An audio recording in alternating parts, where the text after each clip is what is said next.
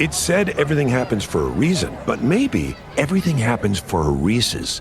Take noise-canceling headphones. Do they block hearing to heighten taste? That sound seems to show everything happens for a Reese's. This podcast is brought to you by Colgate Total.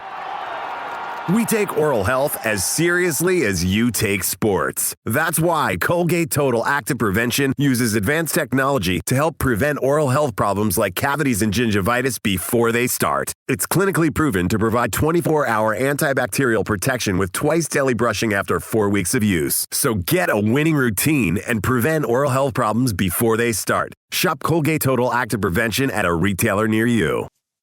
The Emmy Award-winning HBO original series Hard Knocks Training Camp brings viewers into the preseason with unparalleled access to the reigning Super Bowl champion Seattle Seahawks. Go behind the scenes with Sam Darnold, Jackson Smith and Jigba, and the legendary Dark Side defense as they prepare to make another run at the NFL title. See how the best in the world take the hype and pressure head-on. Your football fix starts here with the personalities and challenges that define a championship team. Bonds will be built. Bloopers will be captured. Hard Knocks Training Camp with the Seattle Seahawks premieres Tuesday, August 4th at 9 p.m. on HBO Max.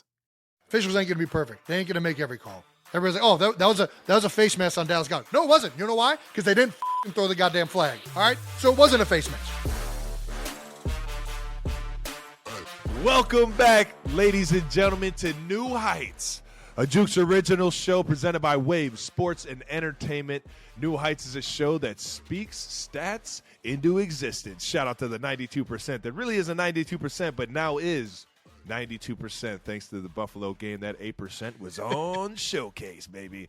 We are your hosts. I'm Travis Kelce. This is my big bro, Jason Kelce, out of Cleveland Heights, Ohio. University of Cincinnati Bearcats, baby. New Heights comes to you every single Wednesday with a new episode. And please subscribe on YouTube or wherever you get your podcasts. And as always, follow the show on all social platforms at New Heights Show. Jason, what we got coming up? I hope it's a good one. Well, as always, we got a great episode, Trav. We'll recap how the Chiefs offense kept it rolling against the Jaguars. The Eagles finally hitting our first setback. Fuck! Yeah, I know that one. And how our quarterback sneak agenda took a hit this weekend. Thanks, Bills and Vikings. But first, as always, New news. Still the number one podcast in the world. Well, sports. Number one for sports.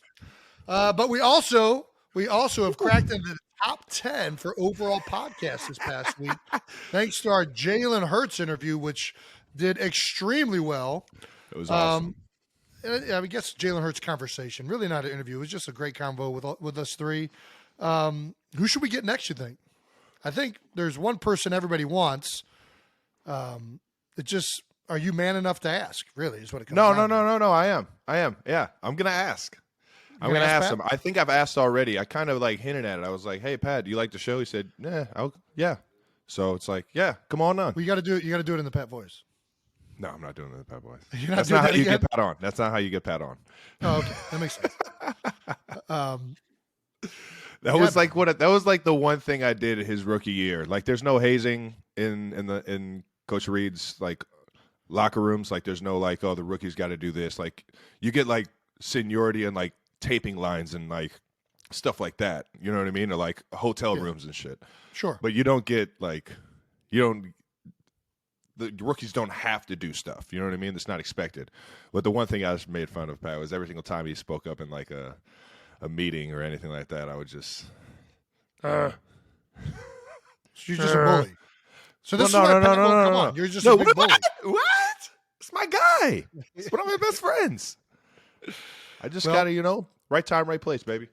I was talking to Jalen after the episode launched, and he said, "Who you guys getting next?" And I was like, I think probably try and get Pat. He's like, y'all should definitely do Pat. So Jalen's on the Pat train too. So nice, man. Let's make it happen. Jaylen. Let's make it happen. You heard it here, Pat. Other names being thrown out. Andy Reid. God, that would be awesome. That'd be sweet, man. It's a tough ask. It's an intimidating man. It's a tough ask. I don't know. That's the one where I'm like, what do I go? Hey, coach. Hey, just ask. You just ask. I'm not a good asker, man.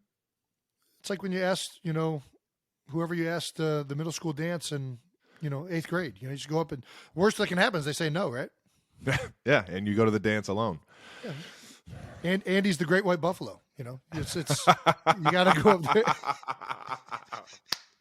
You got to go up. The Great White Walrus. The Great White Walrus.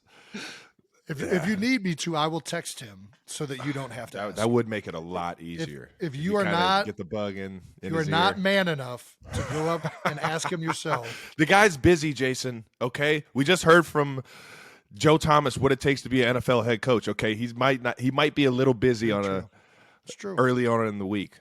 Okay, then he just says no, right? Back in the he same says spot no we're with in like right the now. eyebrow, like no. Why are you are you focused on the right things, Travis? You need to lock the fuck in, Travis. I said this story about the draft story last week with the Jalen episode, and I said it, and Coach Reed doesn't cuss like that. Okay, I kind of elaborated on it a little bit more than I probably should have. So he doesn't cuss like that, especially not the first time he meets somebody or first time he talks to somebody when they're getting drafted. But yeah, keep going. Yeah, we all of these stories that we tell have been somewhat adapted to our language, just so everyone knows. And other names that have been thrown out there, Landon Dickerson. Landon would be tremendous. You want to talk about a character, an all-around just unbelievable dude. He'd be a lot of fun. Bo Allen. Both know Bo very well. Bo, yeah. Oh, my gosh. Used to call him Honey Boo Boo. That's a big old Honey Boo Boo right there. Dude, he was the best. Still doing it strong over there with Chris Long. He'd be an awesome guest. Nick Sirianni. I mean, come on now. Love to get the old ball coach on here. He already Talk did some the Pat analytics. McAfee show. You know it. Might be tough to get him on another one, but that would be awesome. C. Long. One of them good brothers. One of them good brothers in the league, baby. Dude, you want to talk about a guy super knowledgeable, smart, charismatic, funny, good looking. I don't know that we should have him on because he's going to take away from it's too dominating of a presence. Gosh. We got to definitely keep it slotted. We can't have him on here for more than. And then the other name that's kind of being thrown around is Lane Johnson, which let me tell you, there's a story with Lane Johnson, which is really his whole life that needs to be told. You want to talk about a character and just an all-around awesome dude. Lane Johnson, yeah, we should definitely get Lane on at some point. I'm definitely game to get Lane in this joint. Well, now that we're done with that, let's go on to some more of the fan base names. Ooh, we got some more good ones for you. We got some more good ones. I love it. All right, LVZ. What about the Heights Pound? The Heights Full Pound. of dogs who love the game the way you both play. Well, I think the way you described that made it sound way cooler than the initial thought of it. But I like it. It's an ode to the dog pound and the Cleveland roots. For sure. Yeah. Have you ever been in the dog pound? I have not. I've never actually been to a Cleveland Browns game. Well, actually, I take that back. I went to your guys' game against the Cleveland Browns in Cleveland. But yeah, definitely wasn't in the dog pound. Scored twice in the dog pound. Yeah. Did you go in it? I almost jumped in there. I didn't want to take a beer to the head though. You didn't do the Lake Erie leap? No, no, I didn't. I'm respectful. When it comes to Cleveland sports, very respectful. 369 has the flankers. Damn you fine. Let me talk about you one more time. Get low, get low, get low, get low, get low, get low, get low from the window. Wow. To the wow. To the all right. What you got Jamie for 369? Flankers? The flankers? Yeah. I mean, story of my life, man. Yeah, I'm with it. You're not much of a flanker though. You're just a very tactical, straight on. There's no tact. It's just straight. Oh no, man. Them QB sneaks. I heard there's a tactic to it. We might get to that a little later. There's tactic, but it ain't flanking. I can tell you that. I love Jamie Shell has New Heights Knuckleheads, a little ode to PTI, probably my favorite sports is that a sports talk show? Is that what we would call that? Yeah. I don't know. Yeah. Loved PTI growing up, and I do like that. New Heights Knuckleheads. It's got a good ring to it, but It does. I don't know if that's too much of a steal off of them and Wilbon and Kornheiser. Zach Law, why not combine both your nicknames and call us the Sexy Yetis? Sexy Batman and Yetis. Sexy Yetis. I like that. Sexy Yetis. It's clever. It's very creative, Zach. Yeah. Alex McDonald, the Wedge Unit. That's pretty damn good. Wedging this new news up in you every week, baby. Locking arms. Here comes new news, baby. Go! All right, here we go. I like it, man. Keep them coming, baby. I'm honestly, at this point, I don't even know if we'll ever actually settle on one because we enjoy reading your guys' suggestions. There's just so many good ones. We'll put it to a fan vote eventually. But right now we're having too much fun. We're having too much fun reading them, so keep them coming. Moving forward to fan mentions of the week. So we got at Bubbly Fizz. If football didn't exist, what do you think each of you would be doing right now? That's a great question. I've actually thought about this a lot, and I still can't think. Yeah, no, I don't know. I would think school might not have been the route for me. So I think if I didn't go to college for football, I'd probably just get into Cleveland manual labor, man. I don't know. Well, I don't know what else there would. I didn't have a lot of fun doing a lot of other things other than sports. So playing B and C were always just another sport for me. Well, you did have one other job besides football. When you were off football, you were a telemarketer. So you were somebody that I think is universally hated by everybody on the planet. Yeah. Except for people that did not like Obamacare in the southern Ohio, northern Kentucky, and eastern Indiana areas. If you didn't like Obamacare, man, I was taking surveys over the phone, and there were numerous times I had a older gentleman or woman that just loved to fill up the comment section. You know what I mean? This is what I think about. All right, let's calm down here. I would just have to cut them off. Like, there's no more. I can't add any more to the comments. So you filled up that one. Let's get to the next question. It was pretty draining, man. It was pretty draining. How many people gave you the Ed Kelce treatment, where they just like acted like they were interested into it, and then while you're like giving them, you're like, get out of here, and then like, hang up. I got clicked on all the time, dude, for sure. When you do get one of those calls, you hear them like go right into reading the prompt, because that's what you're doing. You're reading what's on the screen in front of you and like clicking so that like everything's documented. Man, I would try and get to the start of the comments or the questions real quick, and just in the middle of the first sentence, just click. Hello? Next caller. Dude. Dad used to take out whatever rage was inside of his heart on any telemarketer that called. He just, oh yeah, what do you got? Okay, don't ever call me again. What are you like? Why, you piece of shit? What are you on this phone for? No. Where'd you get this number? I'm overdoing this a little bit. But Dad was definitely not nice to the telemarketers. He hated telemarketers. He definitely chopped them down. And to be honest, I think now that everybody has a phone that telemarketers can reach you at nonstop, I'm kind of on the dad bandwagon. I cannot stand. Wait, time out. Back to, you can't stand them. Back to what you would be doing, though. What would you be doing if football didn't exist? I have no idea. I would probably be, I don't know. I mean, I'd probably be hanging sheetrock or freaking, I have no idea. I act like I am, but I can't do any of that right now. I got to a point in college where I realized that if I don't play, I'm just going to coach football. So it's hard to really even think about what else I would be doing. Yeah, I don't even know what else I would get into. Hopefully I enjoy it, though. I'm sorry that was not an exciting answer. Sorry, guys. Teeing up 12 bold topics to wrap up week 10 in the NFL. This is how we do it. I always tee up topics on Jason's game, and he does the same for me. Jason, you want to start us off? Sure. Well, Trav, you guys play the Jaguars this week. Big win. 27-17. Dub City, baby. The real stat of the Chiefs offense was 10 different players have now caught a touchdown for the Chiefs this year, marking the most in any team in the NFL. Yeah. Yeah, I mean, Pat spreads that ball around. He sure does. Kadarius Toney, breakout game. Kadarius, 90 yards from scrimmage. Only you had more. The Joker. Yep. 5 targets, most of any receiver. First career touchdown. And he had an unbelievable warm-up where he's adjusting his gloves, catching punts, and makes it seem pretty effortless. Yeah, the one you're talking about is when he adjusted his glove mid-route as the ball's in the air. He's just kind of looking at it like, I'm going to come down with this thing in a second, make sure these gloves are on here.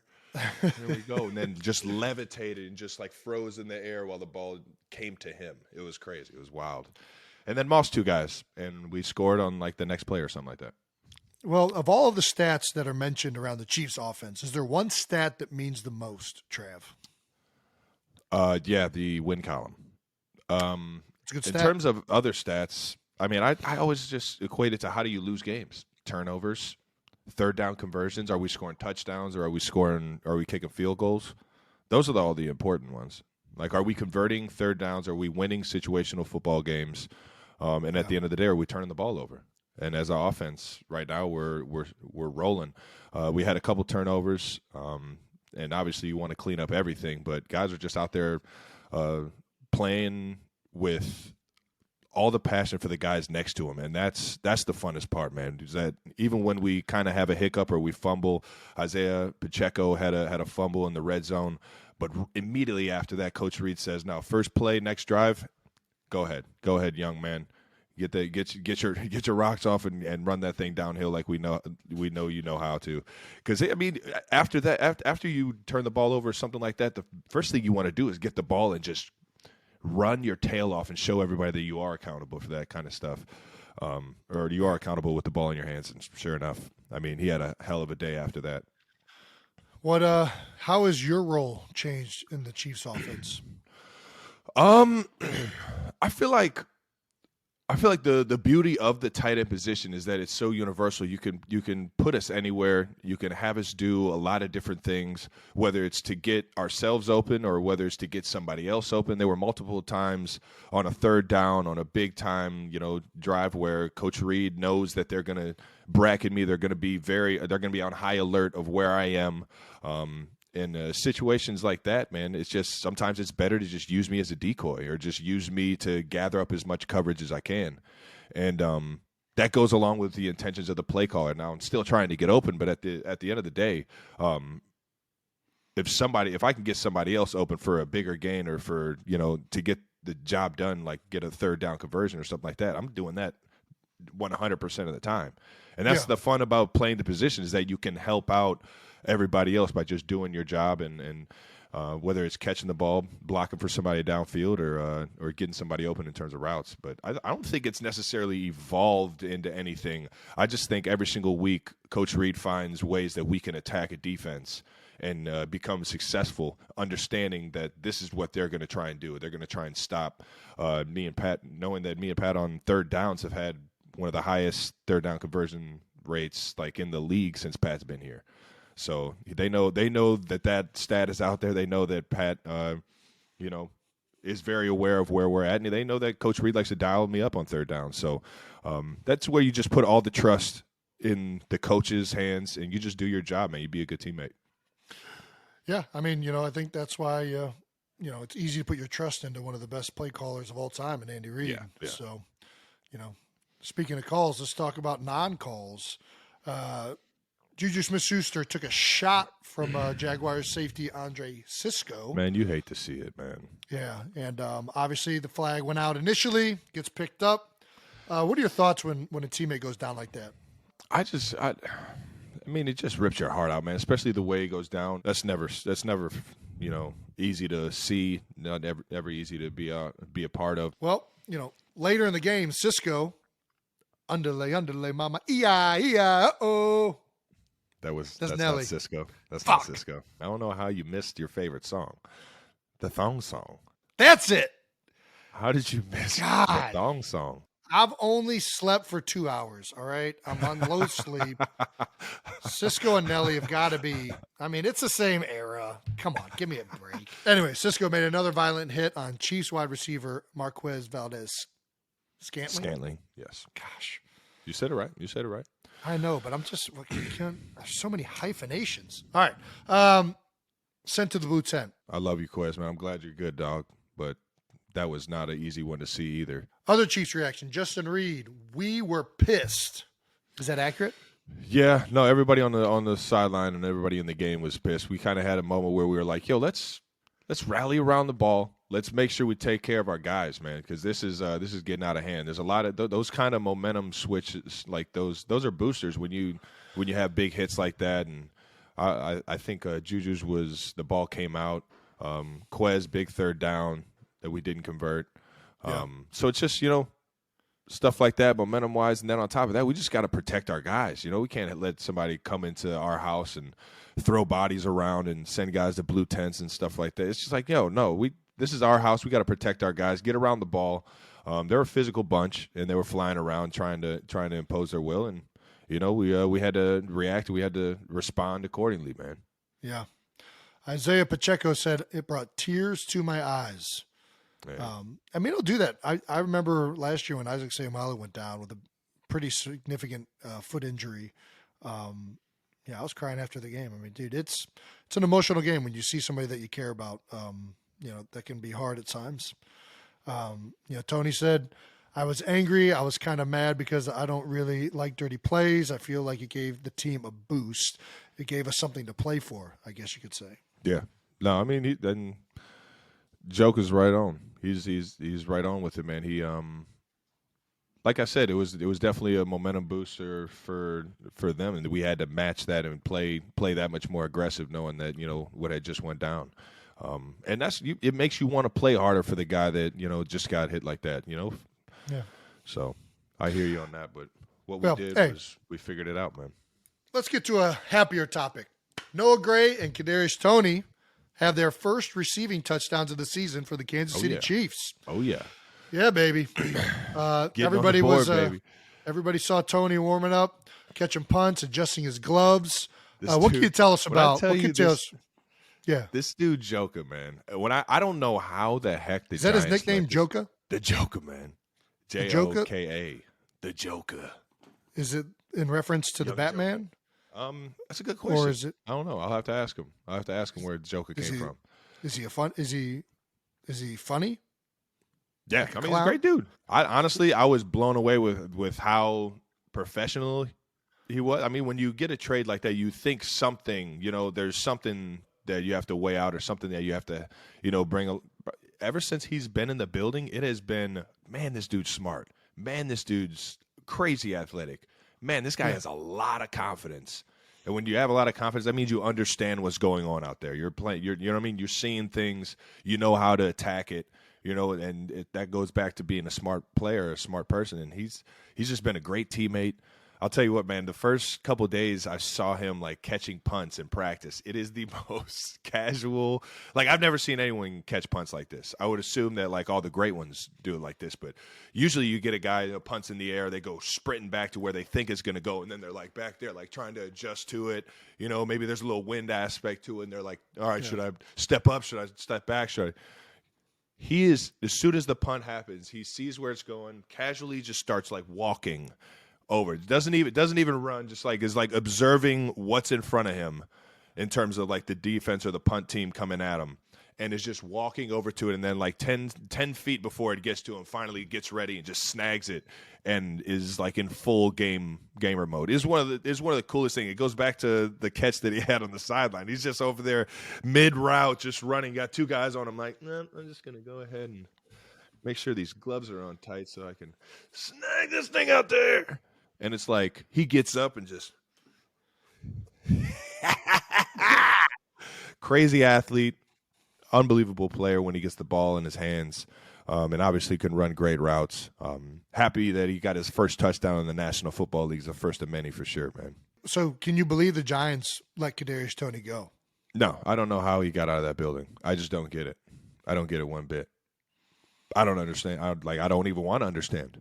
I don't even want to know what happened over there. I am just extremely happy that Brett Veach found a way, yet again, to get an unbelievable, talented player in this building. Well, how nice is it to see a young player like Noah Gray have success as a guy who was a veteran when he came in. What's that feel like? Oh, immediately. You're saying as a veteran being me as he comes in? Because he arguably is more professional than I have ever been in my career. And he holds me accountable in a lot of areas of like preparation and practice and things like that. The guy is just a fine-tuned football machine, man. Anything you need, baby, Noah Gray's got you, dog. And not he's surprised me. No, he's awesome, crazy athlete, understands defenses, understands run game and how how to incorporate his techniques into the schemes. And a lot of that stuff is on the fly. There have been stuff that it's taken me years to be able to build an instinct to run a route a certain way or to block a guy a certain way that he's just been able to come in and immediately make it make sense in game time decisions and get the job done. And it's been awesome to have him in the building as well as Jody Fortson. Noah's progression has only made the entire room, that much better and that much more accountable, man. And I can't say enough about the guy. And sure enough, man, he's been making play after play. Last week you saw him on the third down or fourth down, downfield, making mossing a dude over the middle.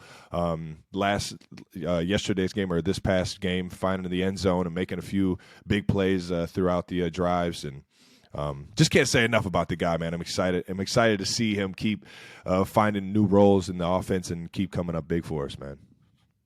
All righty. Those Duke Blue Devils, baby. Eagles 21, Commanders 32. Hand the Eagles the first loss of the season, and nobody saw this one coming. I'm not going to lie, man. I thought you guys were going to just handle business, take care of them on a Monday night, big game at the Link. What's the takeaway, brother? We got beat. We got our asses kicked. We got to play better. We had too many mistakes on offense, turnovers. I think missed assignments. It was a sloppy game for us offensively, defensively. Couldn't get off the field. And credit to Washington. They played their asses off. Heineke was dialed in, on point.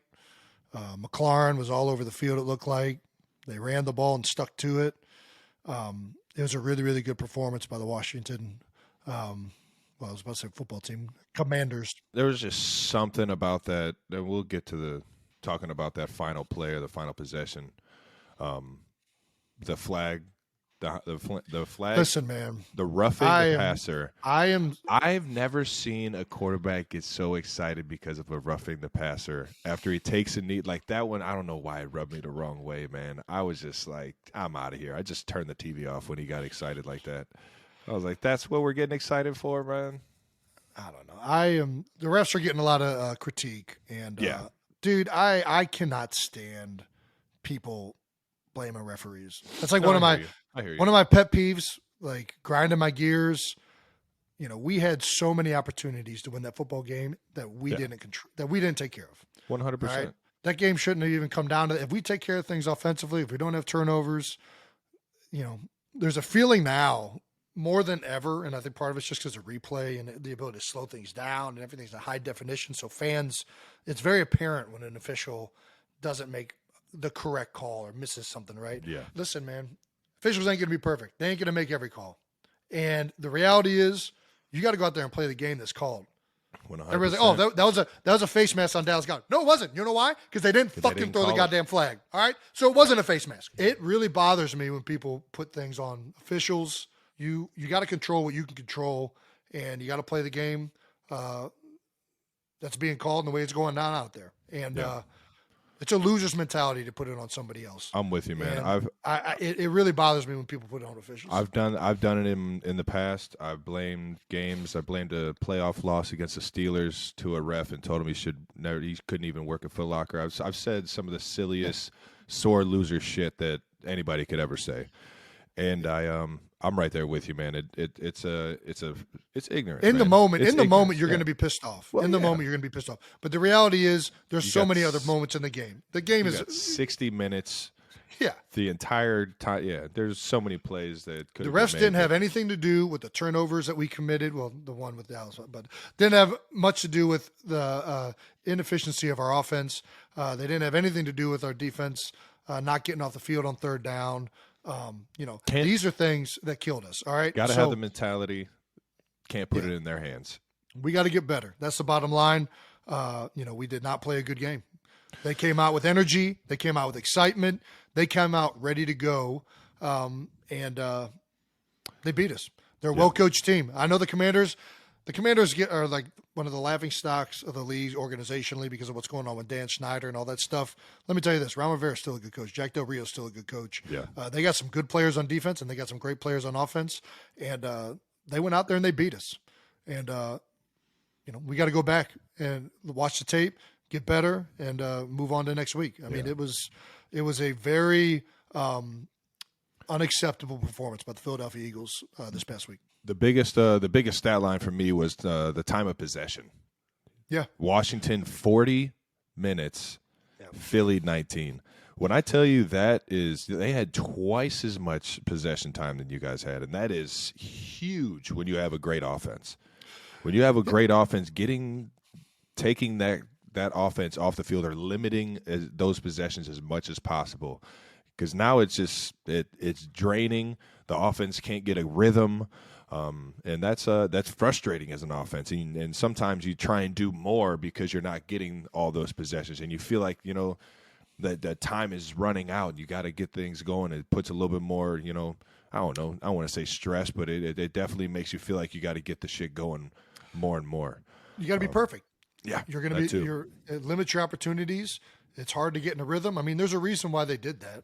That was not like that was happenstance. Their goal was clearly to run the ball and to put together long drives and keep our offense off the field. And they did that. Yeah. And that's obviously one way to stop a great offense is to just don't let them out on the field. And we didn't help matters by going 3 and out to start the second half. We didn't help matters by not producing on offense. Yeah. That stat is two ways. It's not just the defense. That's us not being efficient on offense and putting together long drives in to return. Help that defense out. Yeah. It's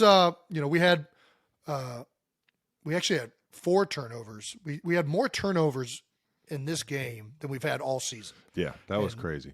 That's 3 turnovers this game. You had 3 in the previous 8 games. We actually had 4 if you count the last minute the fluke touchdown at the end. But that's crazy. It's listen, the big reasons why we've been so successful up until this point is our offense has been very efficient. Our defense has been good, but the main thing we've done is we've taken care of the football, and we did not do that this past week. It's the number one stat that determines wins and losses. I will say this though, fuck it, the sneak still works, baby. You guys, shout out to the Eagles for throwing it up on social media, man. Our stat of 92%. Which 92%. Is now officially a stat. Okay, we've created. It's always been officially a stat. 92%. 92%. All right, nice, official. Man. The QB sneak stat will not completely made up. Sounds like there's some analytics behind it. Yeah, the Bills and Vikings might be dragging it down a little bit, but it just showed what the 8% of the sneak really looks like. Yeah. Right on. Is the 17-0 talk being over actually like good? Like, does it kind of make everybody feel more at ease, or were you guys even thinking about that? In the building, were you guys talking like, yeah, we might be able to do this, or were you guys just taking one game at a time? No, we weren't talking about it. We were just trying to go one game at a time, and I don't know. I don't know if it's good or bad. I sure wish that we were still trying to be 17-0 or undefeated.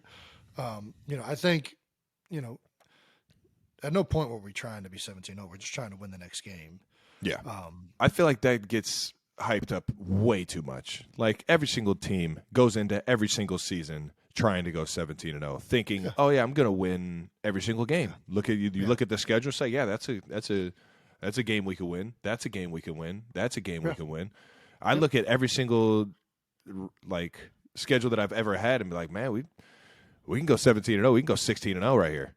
And you find out over the course of a season how to become the best team possible by the end of the year. And sometimes, those losses, like we learned a lot from the Colts loss this year, which I think is a very similar loss to what you guys just had against the Commanders in terms of, a team that everyone thought you should have easily won that game, or go in there and if you guys handle business, take care of business, and don't hurt yourselves, you guys come out victorious. But it's one of those situations where sometimes when you take L's like that, or you find yourself in adverse situations, you find out how not to do things. And sometimes finding ways how not to do shit is better than just keep learning on the run. Yeah, it's good. And it's a good wake up call. It's a good wake up call that we're not where we need to be right now. We're not as good as anybody is telling us we are. We got a lot of things to improve on, and if we want to be as good as we can be at the end of the year, we got a lot of work to do. So, Well, fully expect you guys to bounce back. You and Miles Teller pre-game, man. There was a cool video of you guys chopping it up before the game. You want to talk to us about that, or what were you guys talking about? We're talking about his jersey. He had a 62 game jersey from back when Reebok used to sponsor the NFL. What? Yeah. This is like 2011, 2012? It would have been my first 2 years in the league, I think. Because when you came into the league, Nike was. We've been Nike. You've only been God, Nike, right? Man. Thank God I didn't wear that. Well, let me tell you, the Reebok jerseys were awesome. Just gonna say, the Nike jerseys are cool. They're more slender, got a little stretch to them. More slender. But the reason the Reebok jerseys were great, or at least the Eagles version of it, was the way it was cut on the shoulders and stitched. When that thing stuck on the Velcro on the shoulder pads, nobody was grabbing you. So those of you that don't understand, a lot of guys in the league, because of that situation right there, like the ability to grab someone's jersey, even if it's inside blocking, being able to grab someone's jersey, not necessarily outside or to the point where you would get a holding penalty, but you're still trying to grab somebody. We use Velcro on the outside of our pads for the jersey to stick onto our pads. I don't want nobody grabbing me. Yeah, exactly. So it kind of limits the opportunity for someone to be able to get a good jersey grab, because if someone takes you right here, it's hard to get move around. Yeah, you know what I mean. So it's one little trick that not a lot of people know, that there's Velcro underneath that jersey to help it stick to the pads. But the Nike jersey stretch, so you can kind of pull it a little bit easier off the Velcro. The Reebok stuck down harder, I thought. So you think that helps you though when you're like, it kind of helps you a little bit? Because how much are you really getting grabbed? Like, guys are trying to keep you off of them more, right? Yeah, I don't know. I don't hold, so I wouldn't know what you're talking about. You can't. You only got 9 fingers. Yeah, I'm not never been called a holder in my life. I think erroneous. Yeah, Kevin Green, rest in peace. Longtime sack leader up there.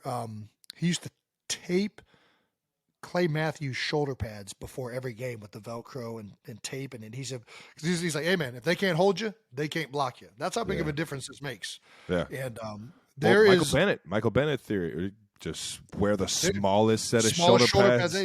You can't grab him, man. You can't control a big dude like that with like little pads on him. That's right. I don't know where we're going with this, but I just know that I love those old Reebok jerseys, and that's what Miles had on. That's what we were talking about before the game. I was letting him know. So nice. Well, shout out Miles, man. We always love bringing him up. He might be a fun guy to have on the show. He'd be great to have on the show. Yeah. So he's got a lot of stuff going on outside of the he's a busy man. The sports world, but he is very, very active in the Philly sports world. That's for damn sure. He'd be a fun guy to have on outside of the sports world, but still knows something about it and have a fun conversation, no doubt. Speaking of things going on around the NFL, let's talk about some storylines. Yeah. NFLPA shared our New Heights clip on the safe fields. The old they were listening in on the convo, huh? Well, it wasn't just us. There are a lot of players around the league voicing their opinion this past week, and there's been some unfortunate injuries, including Zach Ertz just went down this past week, which I don't know, was that on turf or not? Where were they playing? That's a good question. I'm not sure where Arizona played. That one absolutely ripped my heart out, man. But anyways, the NFLPA wrote a letter calling for the immediate replacement and ban of slit film turf fields throughout the league. I have no idea what a slit film field is. Mind blowing. I didn't know there was different turf. I didn't know there was different styles, and I knew there was AstroTurf and I knew there was field turf, which I think everybody just calls turf field turf now because AstroTurf is like that's old part school. of ancient. part of a barbaric era. It's no longer acceptable. Field hockey still uses it, but you only use it for doggy potties and field hockey. That's pretty much the only thing AstroTurf gets used for anymore. I think I don't know what slip film is. I just kind of lump all turf fields together. I don't know why we need to differentiate slip film versus dual. What is it? What's the other one? Dual fiber, monofilm. Just get rid of all of it. I don't really get this. I don't get it either. They're saying that the slip film slip film turf, those have the higher percentage of injuries, though, right? That's what they're saying. Yeah, that's the one that they know for sure has an increased risk of injury. I'm not sure which fields they are. I know that the New York field at MetLife, that's one of them, which is the worst field on the planet. That one's not a fun one to play on. Obviously, these turfs are terrible, but there is something to be said about a bad grass field too. The Steelers back in the day, when they shared that field with everybody, used to have some of the worst grass in college when we used to play there, especially. Yeah. I don't necessarily remember running around on it and feeling, like I'm slipping around or I just feel like when I looked at it, it was just dirt. Looked torn up. Yeah, that's a good point. I feel like they were playing high school games on Fridays, and then Saturday the Pitt Panthers were playing, and then Sundays came around, and the turf had just been absolutely destroyed by the high school and college games, and it was like they were just putting sand and dirt to kind of fill all the patched up grass that had been missing. So I'm not sure if it gets better as the season goes along because the high school and college seasons end before the NFL season does. But it's the same way in Philadelphia. We share the field with Temple, and while Temple's still playing on it, the field gets tore up. That's one luxury of being in Kansas City, man. They take care of this field. It is one of the nicest. But you guys don't have any universities out there, so you're not sharing it with anybody. They're around, but I hear you. People don't go to school in Kansas City. What I'm not arguing it either. Shout out to UMKC, man. Kansas is down the road. They're 45 minutes away. How far is Missouri? Missouri's 3.5, 4 hours the other way. They're closer to St. Louis. Gotcha. Well, how about the worst field that I can remember while I've been in the league? The old Raiders field, which actually you've got to remember playing. Oh man, that. I thought, going into the game because you only get September typically. I mean, the A's haven't been notoriously good for a while now, and they only played up until September, like the end of the season. They were playing not a lot of postseason ball out there, but I hadn't played on their baseball field until the last season that they had the Coliseum as their home stadium. So I think it was 2019, might have been. Yeah, I think it was 2019. And I got so fucking torn up in that game. I mean, there was it's like the middle of the field, like the 50-yard line is right where second base to third base is, and then the end zone on one of the end zones is just straight warning track. Yeah. So anytime you get tackled, it's exactly where it is. You guys got to realize when baseball players play on this field, they water the field. They water the dirt every 3 to 4 innings so that if guys slide on the dirt, it doesn't just absolutely rip their skin off or put a hole in their pants, their baseball pants, because the dirt can get so freaking hard. Right. Well, in the football games, they're not watering that shit. They're just letting everybody run around on it. So you're literally and your cleats they don't necessarily grab. It's That like was you're my almost question. playing on cement once you get on the actual dirt. It's like it gets so hard that you're like, you don't even have really good grip and you're slipping around. So if you catch the ball on the dirt, like the first thing you're thinking of is get the fuck off this dirt before you get tackled, you know? Yeah, right. It's like, get me the fuck out of here. I caught a ball in the end zone and got dragged down, and thank goodness I caught it, because I would have felt like a jabroni for dropping it and getting this freaking just entire 4 layers of skin just ripped off of my shin. And I had that for the rest of the season. Every single time I got tackled, I feel like it just reopened the wound. It was miserable, man. I came out of that game wearing half of the dirt that I was sliding around on.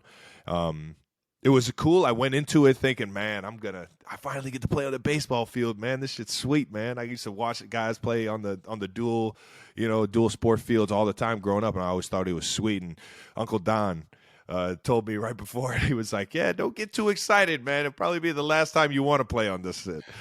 And sure enough, I came out of the game. I was like, Uncle Don, you ain't lying, baby. That shit sucked. No fun. Willie, it wasn't no fun. Well, why did the players approach it on Twitter this time, at this point, do you think? Just the amount of injuries? I think the amount of injuries, it's kind of been a progressing, like, build up to this point. There's been a lot of players that have voiced their opinion on it. A guy like Cam Jordan actually went against our theories on He likes the slip Instagram. Film. Cam Jordan, fan of the slip film. He feels that he gets more traction, and that grass. It's a better get off. Yeah, he gets on grass that he's got way too much torque, too much power to let the grass kind of just slips out and it doesn't grab as much for him. So he gets more torque to be more explosive on the field with turf, and that's the first time I've ever heard that. So I don't know. Note to myself. Not gonna argue. I hope we always play Cam on grass. Where are we out next, Trav? Moving on to the Germany game. Tampa beats Seattle. It was a fun game to watch. Tom Brady had an opportunity to go up and make a play on the ball with the ball in the air. They ran a double pass, or they ran a play where they were supposed to throw it back to Tom Brady running down the sideline. I thought was hilarious quote from him after the game. He said, man, if I didn't slip, I was about to Randy Moss this dude, man. I was just like, Tom, there's no way you're going up top on this dude. That would have been awesome to watch. I would have loved to see awesome. that. And I'm not going to lie, I think we ran a similar play where Sammy Watkins threw it back to Pat Mahomes, and didn't work out for Pat either. So I don't know. I don't know if the QB down the sideline is the move anymore, man. You could get away with that back in the day, but that's the Philly special, baby. It always works. It was all right. Philly special. Special. Listen, I mean, the TB12 method. I think he might be able to get up top with the TB12. Ooh, he gave him this saving his bounce. Keeps those Achilles fresh. Bounce. Keeps those Achilles fresh. It's part of the TB12 method. Fresh Achilles, baby. The NFL says more than 3 million people requested for tickets for a stadium that only holds 67,000. 3 million? Yeah, that's how many. That's a real stat? That's what the NFL says, I guess. I had no idea. I mean, I'm a little blown away. I had no idea Germany was so big. Actually, I did. You know, I've heard Germany is actually really, really big in football. They're very, like, engineered, like, I mean, when I think of Germany, I think of, like, automotive, mechanical, mathematical, like and I feel like strategy, like I feel like football would definitely suit that type of mindset, like that chess mentality. I know what you're saying. I don't know if they're big chess. No, me neither, but I feel like that's a similar mentality. You know what I mean? Like there's a lot of thought that goes into strategy, and you know what I mean. Did you know you're already on a billboard in Germany? Yeah, that was sweet, man. That was pretty freaking cool. How about that? It says coming soon. International star Travis Kelce. Yeah, baby. The Yeti's coming to you, man. Can you say anything in German? Yeah. Can you say anything in schnitzel? That's not I think that's just a sausage, like a pretzel, right? Oh, no. I think a schnitzel is like a fried item. You don't know anything else? I know Oktoberfest. Or is that Beer Fest? Well, it's a little bit of both, but it's definitely called Oktoberfest. But I don't know if do they call it Oktoberfest? Or is that an Americanized? But it sounds like I don't know shit. Do you know anything? Yeah. No, but I've always wanted to. It's been a fascinating thing to hear. We did see that Tom Brady playing in Germany. His quote was, "That was one of the great football experiences I have ever had." Says a lot of football in the 23 years in the league, and the fans' turnout was incredible. Well, speaking of the fan turnout, do we think Germany has had the best international fan turnout? It's tough to say without honestly, being there. Yeah, But I thought watching the game that I heard the crowd a lot more than I would have at when I watched games that were in London. So I think it was probably a little bit more rowdy for a guy like Brady to mention. yeah, for Tom to mention it, that means something. Yeah, And 100%. the only place I've played is in London. You played in Mexico City as well. Yeah.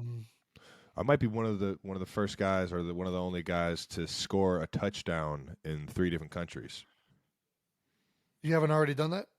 No, I've already done that. So I might you've get already a chance I might get a chance to do 4 if we actually end up playing in Germany next year, which would be pretty Oh, that's cool. cool. What do you get, like a trophy or something if that happens? No, just another random stat. You know what I mean? I call them the LeBron stats, man. Just stats that really Just add it up. Just add. Yeah, they find a way to make it a stat and make it more than what it is. Should just give you a statue of like Carmen Sandiego. It's like you're a world traveler or something like that. Where's Trav catching a touchdown at this week? He's in Germany. Shut the fuck. Where in the world is Travis catching touchdowns? Ooh, Tom Brady became the first QB to win in 4 different countries. So I might be. How able about that? I might be able to add to that one too. Might be the only. So I guess Tom's getting the Carmen Sandiego trophy. I'll mail it to you, Tom. Tom Sandiego. All right. Potential game of the year ruins the quarterback sneak agenda that we have started on the show. Hell of a game, though. I got to say, 2 of the worst quarterback sneaks I've seen in a long time. Bills, Vikings. When it matters most. 4th and goal. Game on the line. Oh, man. Vikings. We talked about this. We talked about this, Jalen. Jalen said it himself. It's the right call, I think. Just didn't execute. Got stuffed. Bills D came up big. That's a big-time stop, too. Shout out to the Bills, man. But one of the benefits of getting stuffed on a QB sneak, it's on the inch. It's right out of that end zone. It is right. And you know as well as I do, when you're coming out as an offense and it's on that yard line, everybody's buttholes are just a little bit tighter, you know? You got some tight buttholes on that half-inch yard line. And that butthole might have got Josh Allen's hands a little bit off out of sync because should ate that oh popcorn. man, fumble Ruski on the QB sneak, which is something that happens quite often because obviously you got to get a lean going. That center quarterback exchange can be crucial. And I mean, gosh, that is I don't think I've ever seen anything like that. Absolute dagger. I wonder if that's the first. I wonder if that's the first fumbled QB sneak for a touchdown. Do you think? No, there had to have been a situation like that before in the NFL where they're on the inch-yard line and they try and do something. I mean, probably got safety, but what are the chances you fumble it? I can only imagine at that point in the game how big of a dagger that was. And for with the them game to on come the line, back, for them to come back and still score, still tie it up, to send it into OT. I mean, that shout out to them to be able to regroup. You know what I mean, and find a way to extend the game. But damn, yeah, I was amazed at the Bills. Just again, I would say Vikings finally won it in OT, and Pat Peterson had 2 huge picks, and obviously the turnovers for Josh Allen. He's kicking himself still probably for it. You saw how frustrated he was after the game. Another helmet toss. Gotta love it. He slammed his. I rolled mine. I bowled mine. But he's a great player. He just got caught kind of being a little aggressive there in the red zone, knowing he had one of his best receivers, one of his most accountable receivers, one-on-one with a corner on a post, and it was just a hell of a play by Pat Pete at the end of the game to just seal the game away, man. Yeah, I mean, And it was an outstanding game to watch. One of the most exciting games I've seen this year. And what made it more exciting was Mama Kelce was in the house. Mama! And she was in town visiting for our game on Monday. And she was rooting for the Bills because you and the Bills were tied. Or she was the other way. She was rooting for the Vikings to win. Yeah, sorry. She was rooting for the Vikings. I was rooting for the Bills because obviously we wanted to be further ahead of the Vikings, which now we're tied with. And Mom loves me more, so she was rooting for the Vikings so that the Bills would be a game back and we would finally be first place in the She was just rooting because you guys AFC. are already tied. You guys are already tied. We were still ahead of the Vikings, so she wanted you guys to be first place. She wanted Either way, it made those sneaks. I mean, we were kind of going back and forth at each other. You know, it was like, in your face, Mom! Yeah! You're so bad. You're just so And then bad. the Bills just completely screwed the pooch with their tight buttholes. She gave a yippee after the last interceptions. Oh, yip. She did. She did the patented Mama Yippee. Yippee. Yes. What a sweetheart. Love you, Mom. All right, let's move on. We were talking about the sneak earlier. What are they doing wrong on the sneak? Is there like a tack? I mean, you guys are pretty flawless with it. You got anything to say what helps with it or what hurts? Like, is it that like I don't want to say hard of a play, but is there like a secret sauce to the play or something? Like, why are you guys so much better than everybody else at doing it? Time out. You want me to give away quarterback sneak strategy on our podcast? I can't imagine that there's much to it other than snapping the freaking ball and just pushing as hard as you can. Yeah, that's because you guys don't run the quarterback sneak. All right, listen. There's a lot that goes into it, and if you don't want your quarterback's knee to go sideways, look at that.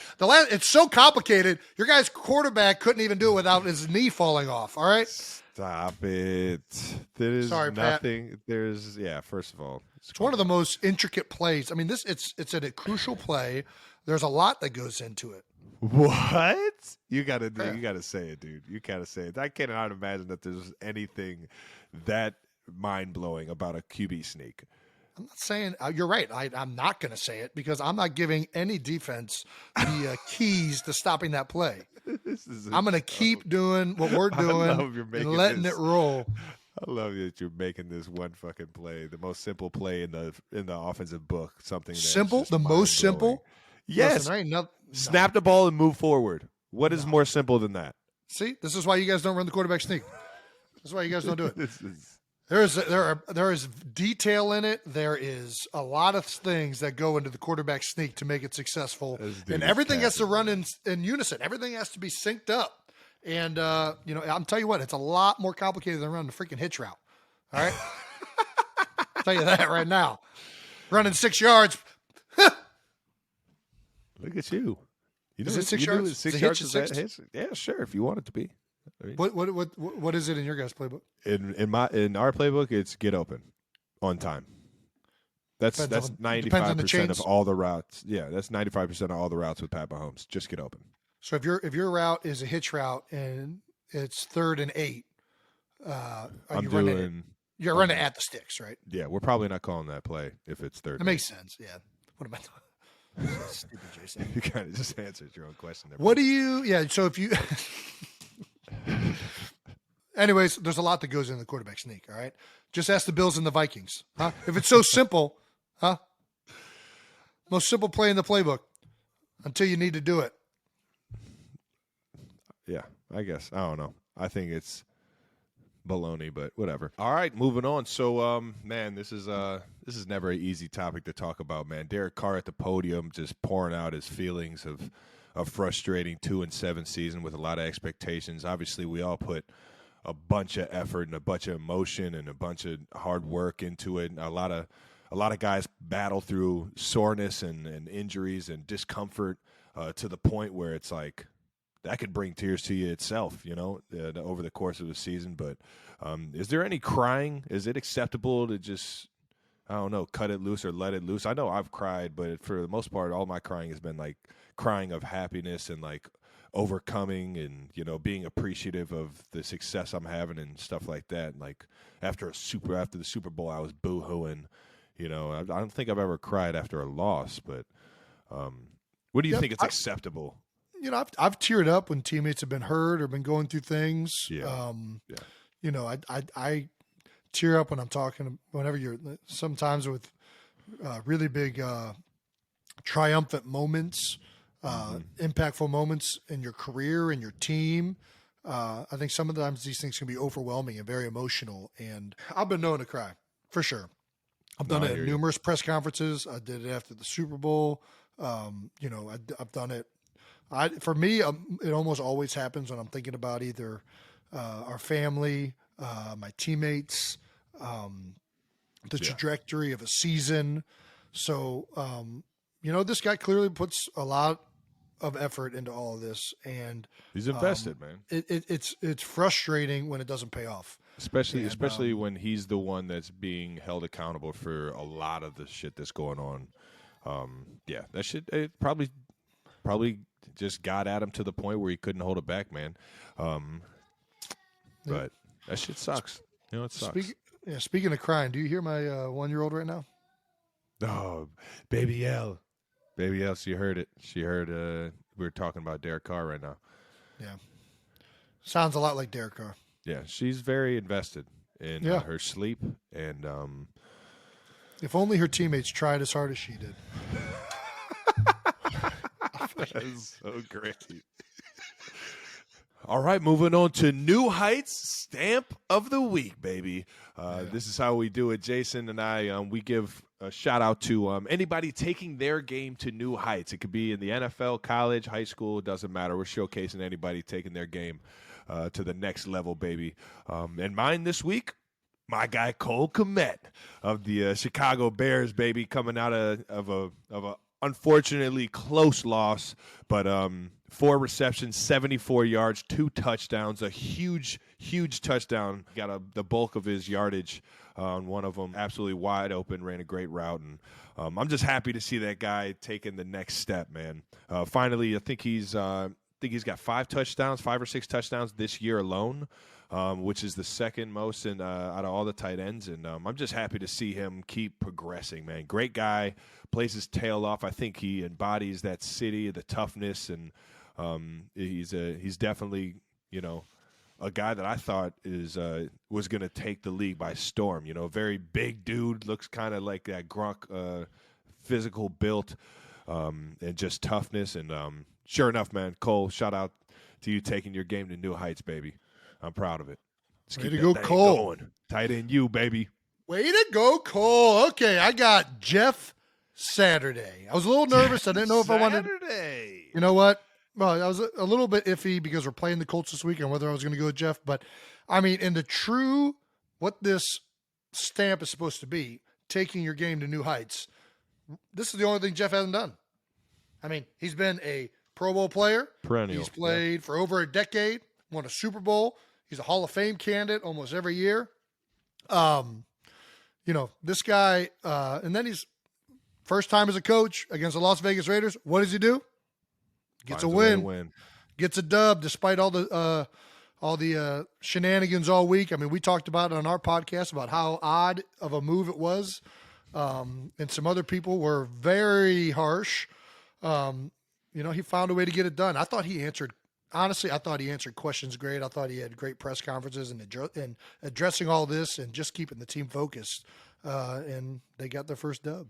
Yeah, under Jeff. You could see the way they were playing. They were playing for a lot more, man. You can see their backs were against the wall. They felt like they had to rally to come together. I think that, bringing Jeff in, great leader, team first guy. That entire mentality, not to take anything away from what Frank Wright did or anything like that, but sometimes change is good, man, and it can spark a freaking fire that just wasn't there. But I can't say too much about the Colts because we lost to them, and I think that is a very talented football team, and it doesn't surprise me that they rallied together because they got a lot of great players over there, man. No doubt. Well, let's look ahead to next week. Yeah, talking about the Colts, man.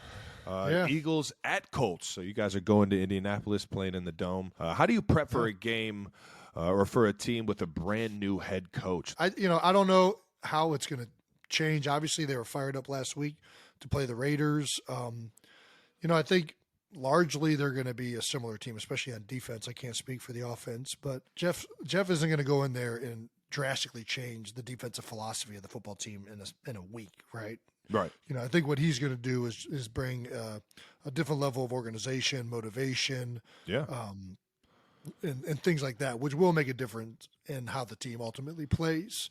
But for us and how we're preparing, it's not going to be any different with Jeff Saturday as a coach. We're just going to prepare for what we see on tape, what we see from them as players, and go out there and play it like it's any week. Yeah, I'm with you, man. He made a comment on the Pat McAfee show. Shout out to the Pat McAfee show that he challenged the O-line. He came in and said, you guys have to step it up, And coming from a guy like that, a perennial, you were just kind of naming all the accolades that he's accomplished as a player. Yeah, you can appreciate that challenge. You know what I mean? The real ones, the guys with the right mentality, if they say something to you, it hits a little bit different than maybe somebody who didn't play or wasn't in your shoes at some point in their career. And I think that it just matters, man. It matters, and if you got the right group of guys, you answer the freaking bell. And sure enough, they obviously did coming out with the win. If there's one group that immediately is going to give Jeff Saturday the respect of what he's earned as a player, it's going to be the offensive line. Yeah, 100%. He's immediately got that. And, if he's calling you out, that he thinks that you can do better. He knows that he knows what the offensive line is capable of out there. And Indianapolis has had a great offensive line for a long time. And, sometimes you need to light a fire up under him. And, it certainly seems to have paid off. Yeah. Well, we know he's going to keep everyone accountable. As he kept Peyton Manning, one of the greatest quarterbacks ever in the league, kept that man accountable while he was playing. I remember you were telling me a Jeff Saturday story your first year in the league, or one of your first couple years in the league, that he kind of helped out in terms of like a mentor almost, or just a voice of reason for you at a younger age or at the beginning of your career. Yeah, well, my first offensive line coach was Howard Mudd, who coached Jeff his entire career, I think, in Indianapolis. And, after my first season, Howard he was like, hey, do you want to talk to Jeff? And I'm like, are you kidding me? I'd be honored to take any advice he could have. So, I went up to his place and we talked ball for a little bit. And he actually just texted me a couple months ago, saying how, he was wishing us luck and, thought we were having a great season. So, unfortunately, I don't think he's wishing us luck this week, but I think Jeff's a great person, a great dude. He was a great player, and I think he's always gone out of his way to try and help me, and I'm sure he's done that for a lot of guys. So, great dude. Sounds like a great dude to me, man. And obviously the Colts come together, and they look like they love playing for him, man, because that sideline was hyped. The guys looked like they were rallying, playing for each other. It's a different world, man. Yeah. Well, Chiefs at the Chargers. Sunday night football. We got a little in-division game. November 8th, announced the game was flexed to Sunday night over the flexed. Bengals. Yeah. When did you find this out? The same time everybody else did.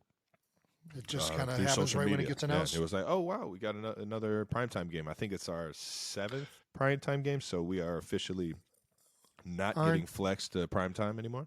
Well, aren't you the popular one? Yeah, what do you like the ability to flex games? Do you like the ability to flex games? I love the ability to flex to flex home games. To flex an away game in LA to where I don't get back until 4 a.m. God, that's a good point, man. Yeah, that's not good. It's going to be just a long ride back, and at a point in the season where you were hoping you could just get to the house, put your feet up after a game. But we signed up for this thing, and I can't get mad about playing on national television, man. Being the only game on, and getting to showcase, being able to go out there and put on for Cleveland Heights, University of Cincinnati, all the friends and family that have been in my corner my entire life. I love playing primetime games, man. I can't get enough of them. So I'm not mad that we're getting flexed. I just wish it was for a home game instead of an away game. Are you excited? Let's get to the real question. Are you going to wear your wrestling knee pads and boots in your preparation to see Derwin James again? You got to have your Rey Mysterio mask on? I'm gonna have the leather diaper, my high leather boots, maybe some wristbands, Some elbow pads. Get the rock elbow rock pads. Yeah, baby. If I get in the end zone, I might have to do the people's elbow now, man. Are you going to try and jump over Derwin James again, maybe? Me jumping over people is it's starting to kind of calm down. I landed on my fucking head 2 games ago, and I'm still feeling that shit. Yeah, still feeling it. So the fun stuff throughout the it's funny because when you get flipped like that, there's a point in like the you getting flipped that just everything freezes. Like the time freezes, and there's so much going through your head, and it's right before you hit the ground. Yeah. And it's like, no. And then it freezes like the old Saved by the Bell where it's like everything freezes and you're talking into the camera and about the situation that's about to occur. And you're just like, this isn't good. Oh, no, my neck. Try and tuck the neck. And you can't tuck the neck. And all of a sudden, you just get this full shock wave going through your neck into your spine. And luckily enough, the adrenaline and some of the anti-inflammatories I was on got me through the game. But, man, I couldn't look left for about an entire week. I'm over here turning my shoulders. Patty Mahomes is making fun of me in my routes during practice. He was like, dude, it's taking you like you're trying to turn a semi-truck around a corner, around a tight bend, trying to run these routes right now, snapping your head around. I'm just starting to laugh like, man. I heard this from Andre Miller, a legendary Cavalier, but played in the league NBA for forever. And they asked him, the longevity, what can you speak on in terms of how healthy you've been and how you stayed in the league so long? He said, man, just stay on the ground, man. You don't leave the ground. A lot of shit, you eliminate a lot of that stuff, the wear and tear on the knees, how you're going to fall, there's a lot of things you can eliminate. And sure enough, I think I play a lot better when my feet are in the ground than when I'm upside down landing on my head. Yeah, let's stick to the Wesley Snipes law, which is that white men can't jump, and let's stay on the ground. All right. Don't forget how that movie ended, Jason. That's right. Woody Harrelson.